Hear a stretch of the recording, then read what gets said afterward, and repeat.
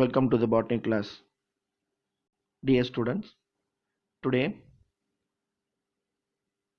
through this video we are continuing chapter 1 in botany, in which pollination. In the previous class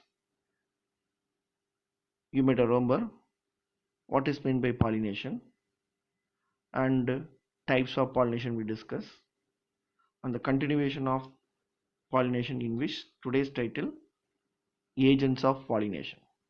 Let us continue. Let us start. Agents of pollination. Dear students, pollination is carried out in plants by some carriers or agents. It is affected by many agents like wind, water, insects. On the basis of agents that brings about pollination, the mode of pollination is divided into two types, such as abiotic agents and biotic agents. See the chart. We knew that pollination are divided into two types, self-pollination and cross-pollination. Self-pollination does not require any agent, but cross-pollination requires agents which carry out pollination in some plants. Abiotic agents are wind and water. Plants which are pollinated by wind are called as anemophilous plant, and the phenomena is anemophily, whereas the plants which are pollinated by water is called as hydrophilous plant, and the phenomena is called hydrophily. Abiotic agents and biotic agents are the two agents by which pollination effectively takes place in some plants. So cross pollination, basically it depends agents for its pollination. Let us continue. Biotic agents.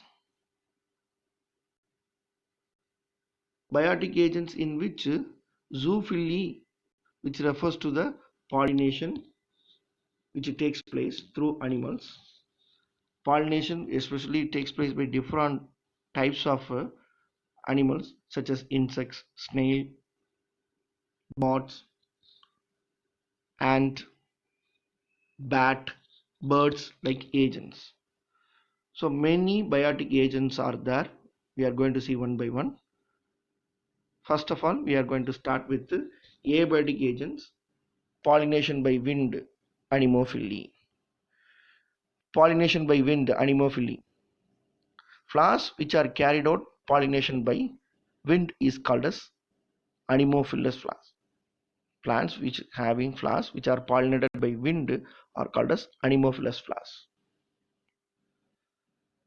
The wind pollinated plants are generally suited in wind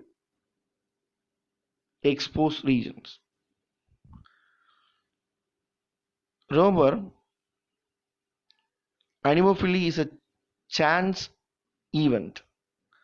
Whenever the wind is started to blow, pollination is affected in some plants.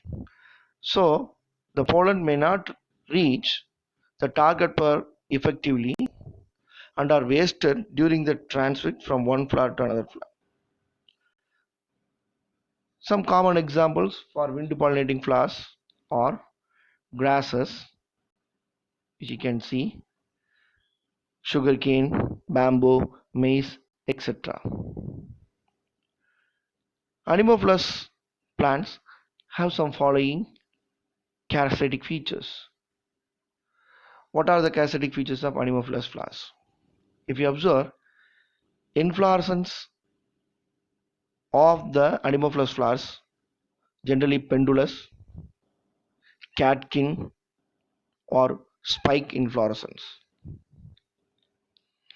Mostly anamorphous plants, its flowers. The axis of the inflorescence are elongated, so the flowers are brought well above the leaves. So just above the leaves you can see the flowers always. Mostly perianth is absent or very much reduced. The flowers are generally in anamorphous plants or small, inconspicuous, colorless, and not scented. So there is no chance to visit, and also they do not secrete nectar. Stamens in the flowers are numerous. Filaments are long, exerted. Exerted means it is away from that. It is away from the flower. So anthers filament is very long, makes the stamens away from the flower, and generally they are versatile. It's one type of filament that attach on the anther. That means the anther swings easily in the air to release the pollen when the wind blew. In anamorphous flowers produces enormous quantity of pollen grains compared to its ovules number. Generally, pollen grains are light, dry, so that they can be easily carried out by long distance by wind.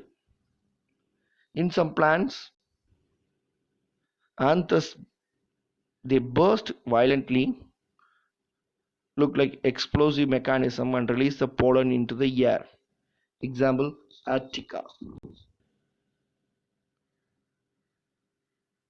Stigmas of the female part, which are comparatively large, protruding. Sometimes they are branched, feathery, adapted to catch the pollen grains. So generally, ovule is single.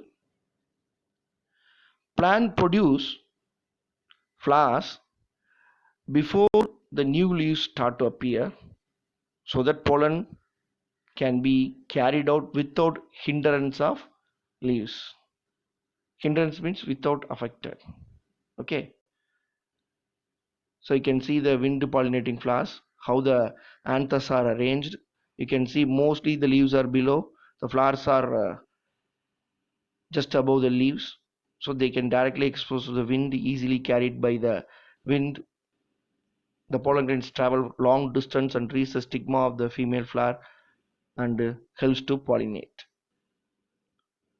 The next one is pollination in plants, especially pollination in maize. So pollination in maize, how it is takes place, let us see.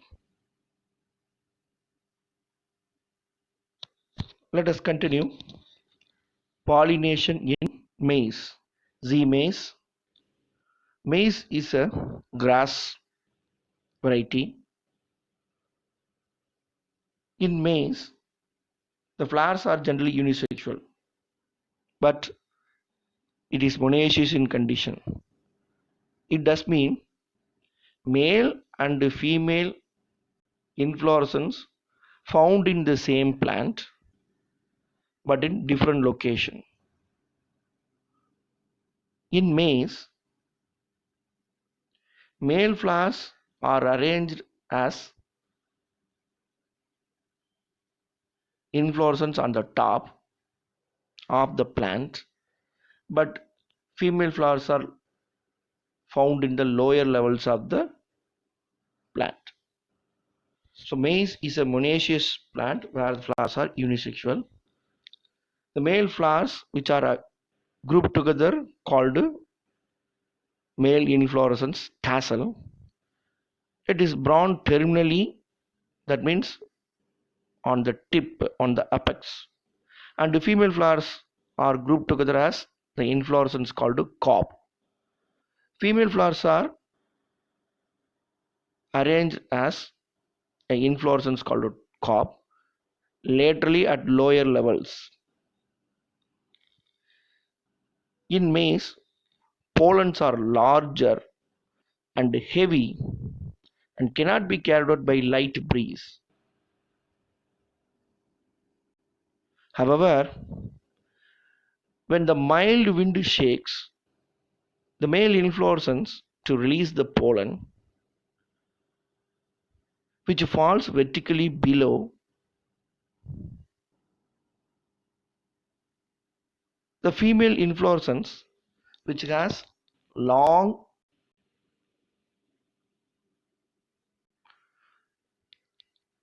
stigma, which is silk-like structure measuring about 23 centimeter, which is projects beyond the leaves. So female inflorescence which has a long stigma measuring up to 23 centimeters in length, projecting beyond the leaves, which you can see in the lower picture. Pollen drops from the tassel, that is the male inflorescence, which is caught by the stigma of